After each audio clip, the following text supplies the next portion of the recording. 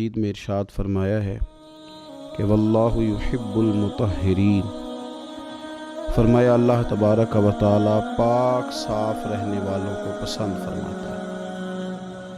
اللہ تعالی محبت کرتا ہے ان لوگوں سے جو پاک صاف رہتے ہیں، جو طہارت میں رہتے ہیں۔ نبی پاک صلی اللہ تعالی علیہ وسلم ارشاد فرماتے ہیں، ترمذی شریف کتاب الادب میں حدیث موجود ہے، فرمایا اللہ تعالیٰ خود ہر عیب سے پاک ہے اور اللہ تعالیٰ بہترین چیزوں کو پسند کرتا ہے۔ حضور فرماتے ہیں وہ پاک صاف ہے اور صفائی کو پسند کرتا ہے۔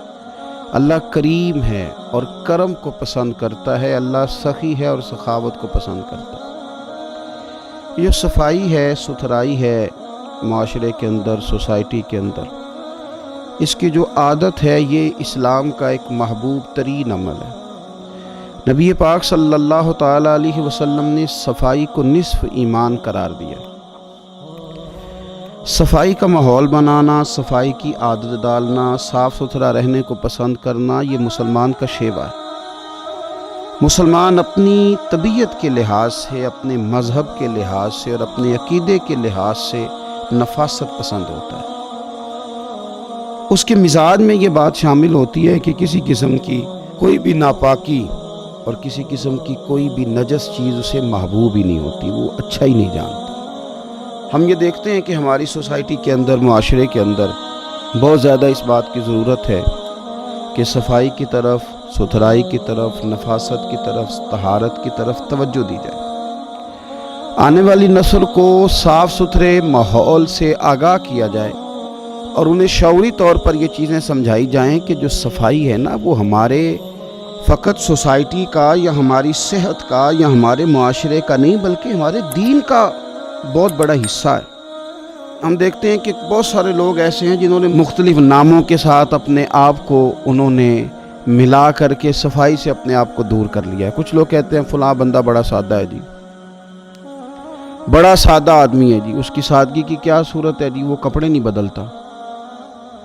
تو یاد رکھیں، سادگی اور ناپاکی میں، سادگی اور گندگی میں فرق ہوتا ہے۔ فلاں آدمی جی ملنگ آدمی ہے، کیا مطلب؟ کئی دن منہ نہیں دھوتا۔ تو بھئی یہ اس کا ملنگ ہونا نہیں ہے، یہ اس کا ناپاک ہونا ہے، یہ اس کا ان چیزوں کو پسند کرنا ہے جن چیزوں کو شریعت پسند نہیں کر رہی۔ دیکھیں رسول پاک صلی اللہ تعالی علیہ وسلم کی زندگی میں جو چیزیں ہمیں بڑی زیادہ ملتی ہیں وہ یہ ہیں کہ حضور کا لباس سب سے زیادہ سادہ لیکن سب سے زیادہ پاک صاف، سب سے زیادہ نفاست والا، سب سے زیادہ حسین۔ آپ سادے کپڑے پہنیں لیکن صاف ستھرے پہنیں۔ آپ اپنی زندگی میں اٹھنے بیٹھنے میں سادگی کو اختیار کریں گے، لیکن پاکیزگی تو جزو ایمان ہے، پاکیزگی تو حسن ہے۔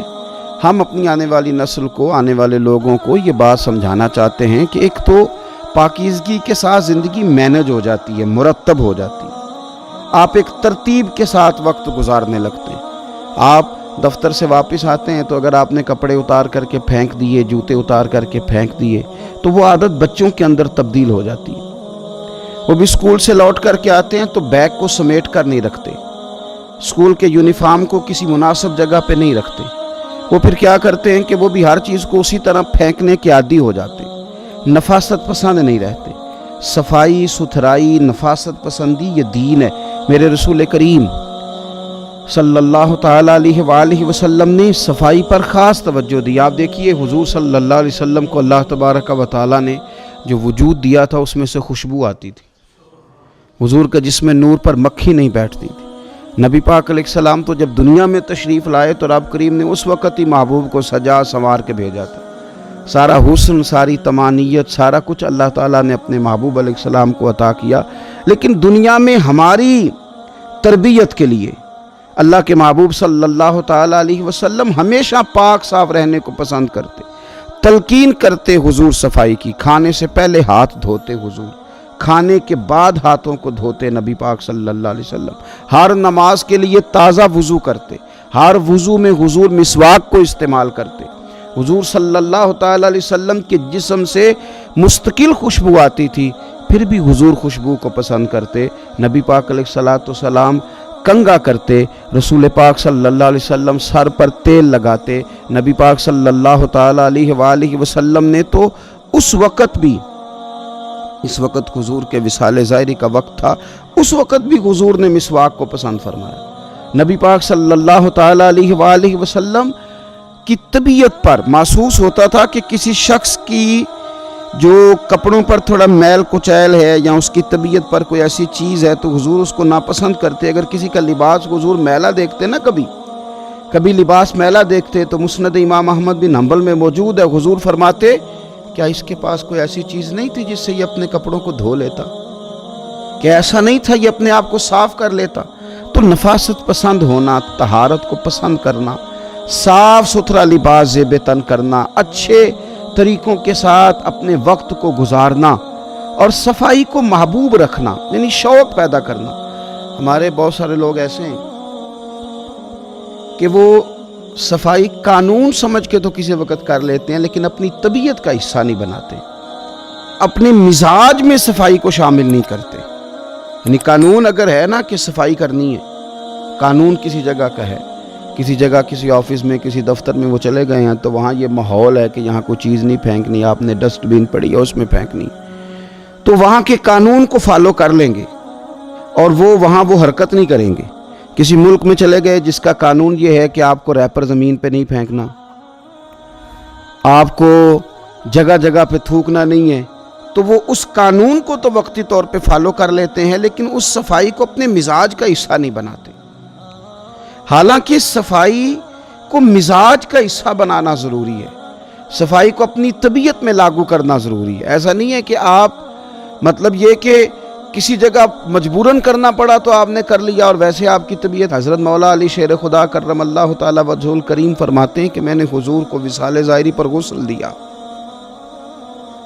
اور مولا کائنات شیر خدا کرم اللہ تعالی وجہہ الکریم نے جب حضور کو غسل مبارک دے کے وصال کے بعد دیکھا تو وہ نفاست حضور کے چہرے پہ، وہ صفائی حضور کے پیکر نور پر، وہ خوبصورتی کہ کہیں کسی چیز کا شائبہ تک نہیں، تو حضرت مولا علی شیر خدا قربان جائیں ابن ماجہ کے لفظ ہیں، حضرت علی شیر خدا رضی اللہ تعالیٰ نے وہ کیفیت دیکھ کے کہنے لگے میرے ماں باپ آپ پہ قربان ہو جائیں، میرے ماں باپ یا رسول اللہ آپ پر قربان ہو جائیں، فدا کا ابی و امی یا رسول اللہ۔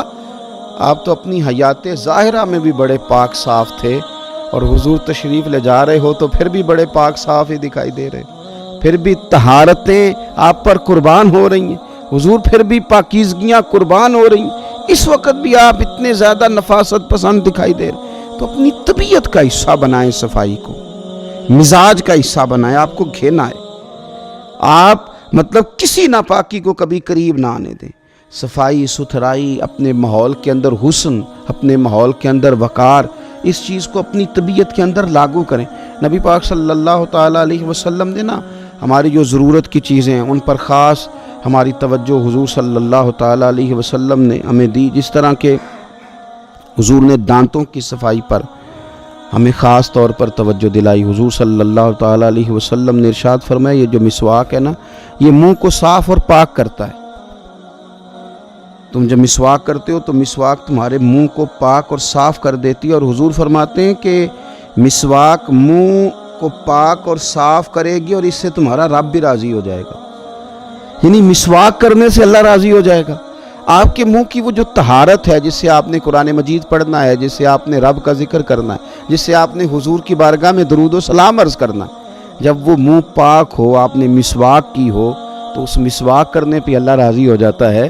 آپ اپنے منہ کی صفائی کا خیال کریں۔ دیکھیں نبی پاک صلی اللہ تعالیٰ علیہ وآلہ وسلم نے ایک موقع پہ ارشاد فرمایا کہ جو آدمی بال رکھے زلفیں رکھے وہ اپنے بالوں کی تعظیم بھی کرے۔ جو بندہ زلفیں رکھے، آپ کو پتہ ہے سنت ہے زلفوں کا رکھ لینا، آدھے کان تک یا پورے کان تک یا کندھوں تک، اور زلفیں سمجھ کے، کسی جدید دور کا فیشن سمجھ کے نہیں۔ حضور نے فرمایا جو آدمی زلفیں رکھے، بال رکھے تو اپنے بالوں کی تعظیم بھی کرے۔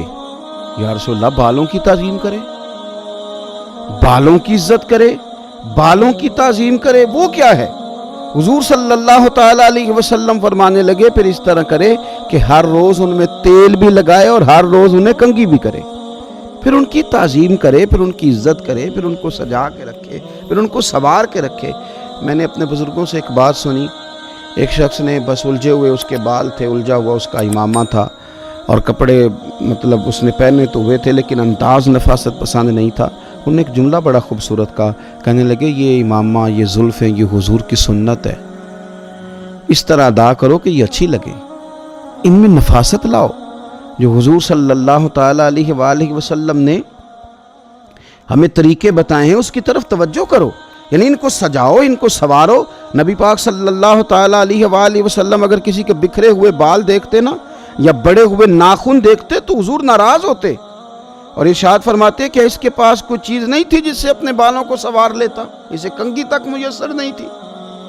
اپنے منہ کی صفائی رکھنا، کپڑوں کو صاف رکھنا، اپنے بالوں کو کنگھی کر کے رکھنا، تیل کے ساتھ رکھنا، اور پھر ماحول کی صفائی رکھنا، اپنے ارد گرد کے ماحول کی صفائی رکھنا۔ جہاں آپ سوئے تھے اس بستر کو اگر صبح سمیٹ دیا جائے، آپ جس صحن میں آرام کرتے ہیں اس کی اگر صفائی کا اہتمام کیا جائے، باورچی خانے کا اہتمام کیا جائے، اگر روزمرہ کی جگہ جہاں آپ کا قیام ہے اس کے صفائی کا اہتمام کیا جائے، تو نبی پاک صلی اللہ علیہ وسلم نے حکم دیا تھا، فرمایا اپنے گھر کو، اپنے صحن کو، اپنی گلیوں کو صاف رکھا کرو، اس ماحول کو آپ صاف رکھیں گے۔ دیکھیں حضور فرماتے ہیں اللہ نے میرے قدم کی برکت سے ساری زمین کو مسجد بنا دیا ہے، یعنی جو فی نفس ہی پاکیزگی ہے نا وہ تو زمین کو حاصل ہے، آپ جہاں بھی نماز پڑھیں گے نماز ادا ہو جائے گی، لیکن اب اس کے اوپر جو ریپر پھینکیں وہ ہم نے پھینکے، اس زمین جس کو اللہ نے پاک کیا تھا اس کے اوپر جو غلاظت پھینکی ہے، جو کچرا پھینکا ہے وہ لوگوں نے پھینکا۔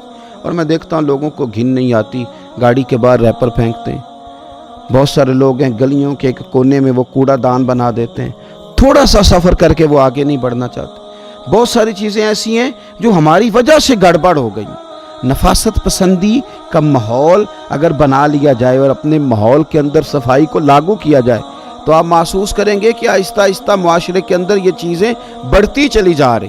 تو اپنا گھر، اپنا جسم، اپنے کپڑے، ان چیزوں کو صاف کرنے کے ساتھ ساتھ وہ جگہیں جہاں ہم نے عبادت کرنی ہے، وہ جگہ جہاں ہم نے نماز پڑھنی ہے، وہ جگہ جہاں ہم نے اللہ تعالیٰ کی بارگاہ میں حاضری دینی۔ حضرت عائشہ صدیقہ رضی اللہ تعالیٰ عنہ ارشاد فرماتی ہیں کہ رسول اللہ صلی اللہ تعالیٰ علیہ وسلم نے نا ہمیں مسجدیں بنانے کا حکم بھی دیا اور مسجدوں کو پاک رکھنے کا حکم بھی دیا۔ حضور نے مسجد بنانے کا حکم بھی دیا اور مسجد کو پاک رکھنے کا حکم بھی دیا، یعنی آپ کی عبادت گاہ صاف ستھری ہو، صاف ستھری ہو۔ میں کئی دفعہ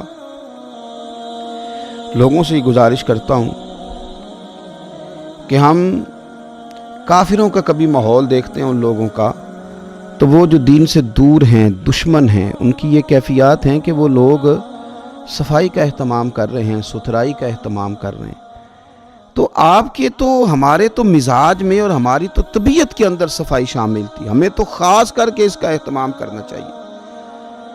ہماری مساجد کے باتھ روم بھی اگر صاف نہ ہوں اور ہمارے وہ جگہ جہاں سے ہم نے طہارت کا بندوبست کرنا ہے، ہماری وہ جگہ جہاں ہم نے وضو کرنا ہے وہی اگر صاف نہ ہو تو پھر ہم نے غیروں کو کیا پیغام دیا کہ وہ جگہ جہاں ہم عبادت کے لیے آئے ہیں اس کو بھی ہم صاف نہیں کر سکے۔ ہمارے یہاں کچھ لوگ آتے ہیں مسجد کی صفائی کے لیے، لیکن وہ آ کے مولوی صاحب کو، قاری صاحب کو، امام صاحب کو کہتے ہیں کہ صفائی نہیں ہوئی مسجد کی، اور ساتھ پھر ایک وہ حکمت بھی بیان کرتے ہیں، کہتے ہیں آپ نے کون سا خود کرنی ہے، بچوں سے کرانی تھی، کرا دینی چاہیے تھی۔ خدا کے بندو، مسجد کی صفائی، مسجد تو اللہ کا گھر ہے، تو اس میں صرف امام صاحب کو تو نہیں ذمہ داری دے دینی چاہیے تھی، آپ کی تو ڈیوٹی تھی کہ سب کے سب مل کے اللہ کے گھر کو پاک صاف کرتے، خوبصورتی لاتے۔